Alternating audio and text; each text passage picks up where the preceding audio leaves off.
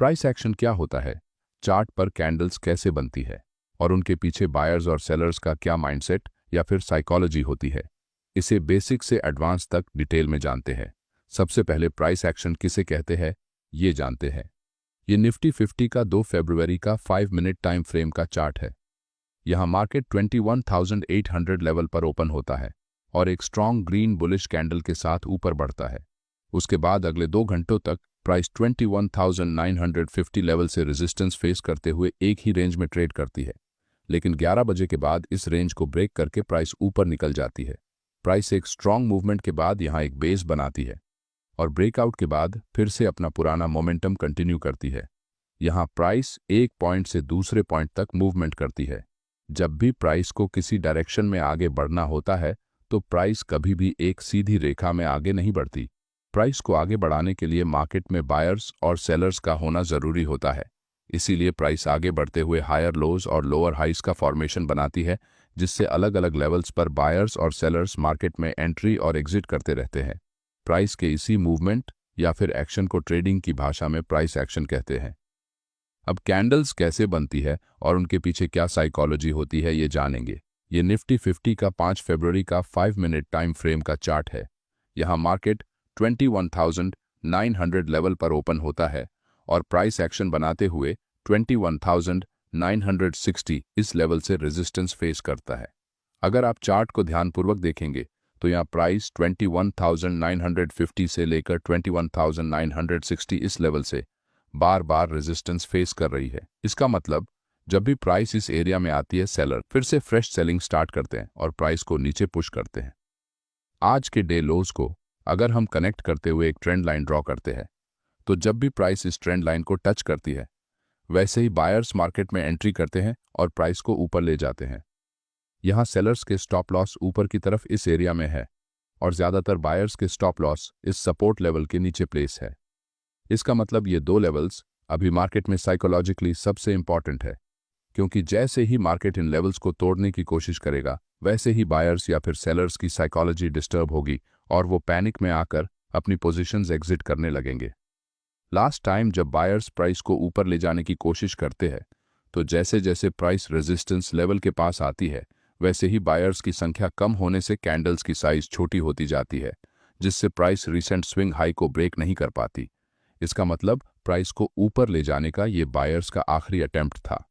लो buying pressure को देखकर sellers price को फिर से नीचे पुश करते हैं, जिससे एक strong red candle trend line को ब्रेक करते हुए नीचे क्लोज हो जाती है।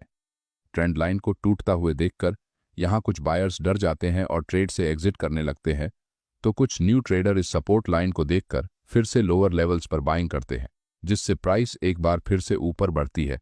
लेकिन सेलिंग प्रेशर ज्यादा होने के कारण प्राइस ज्यादा टाइम तक इस लेवल को होल्ड नहीं कर पाती और सीधे नीचे चली जाती है। यहाँ इस हैमर टाइप कैंडल पर बिग इंस्टीट्यूशनल सेलर्स मार्केट में आखिरी बार एंट्री करते हैं, जिससे प्राइस बहुत तेजी से बड़ी बड़ी रेड कैंडल्स बनाते हुए नीचे गिर जाती है। यहाँ इस ब्रेकडाउन के पीछे मार्केट की साइकोलॉजी आपको समझनी होगी। मॉर्निंग में 10 बजे से लेकर इस ब्रेकडाउन पॉइंट तक अगर आप ध्यान से प्राइस मूवमेंट को देखेंगे तो यहाँ जब भी प्राइस ऊपर की तरफ बढ़ती है तो छोटी ग्रीन कैंडल्स बनती है, लेकिन जब भी प्राइस नीचे आती है तब बड़ी बड़ी रेड कैंडल्स बनाकर नीचे आती है। इसका मतलब मार्केट में सेलर्स बायर्स के मुकाबले एक्टिवली सेलिंग कर रहे हैं और वो प्राइस को रेजिस्टेंस लेवल के नीचे रखने में ज्यादा इंटरेस्टेड है।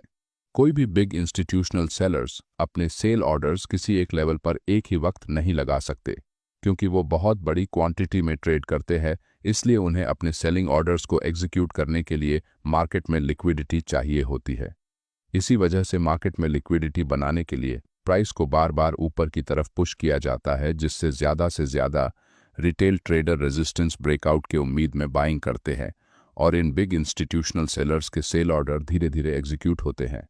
जैसे ही रिटेल ट्रेडर्स का बाइंग इंटरेस्ट कम होता है वैसे ही ये बड़े सेलर्स ऊपर से सेलिंग स्टार्ट करते हैं और प्राइस को गिरा देते हैं।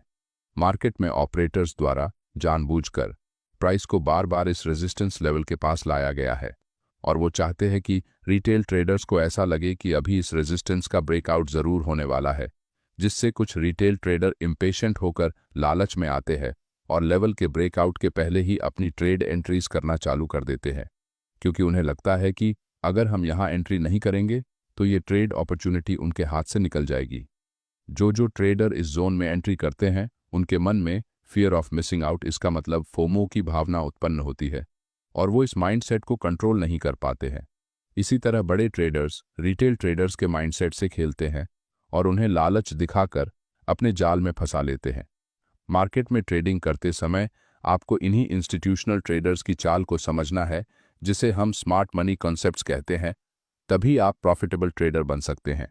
इस चार्ट में बने प्राइस एक्शन को देखकर आपको कुछ इंपॉर्टेंट पॉइंट्स हमेशा ध्यान में रखने होंगे। फर्स्ट पॉइंट, जब भी मार्केट एक कंसोलिडेशन जोन में ट्रेड करता है या फिर एक रेंज में ट्रेड करता है, उस समय रेंज के ब्रेकआउट से पहले ट्रेड एंट्री नहीं करनी चाहिए। सेकंड पॉइंट, आपको क्या लगता है इससे ज्यादा चार्ट पर क्या दिखता है, इस बेसिस पर ट्रेड एंट्री करनी चाहिए। थर्ड पॉइंट, किसी भी एक अकेले कैंडल को देखकर ट्रेंड के ऑपोजिट ट्रेड एंट्री ना करें। यहां इस अकेले ग्रीन बुलिश कैंडल को देखकर अगर आप लॉन्ग ट्रेड लेने की कोशिश करते हैं तो आपका लॉस होने के चांसेस ज्यादा है।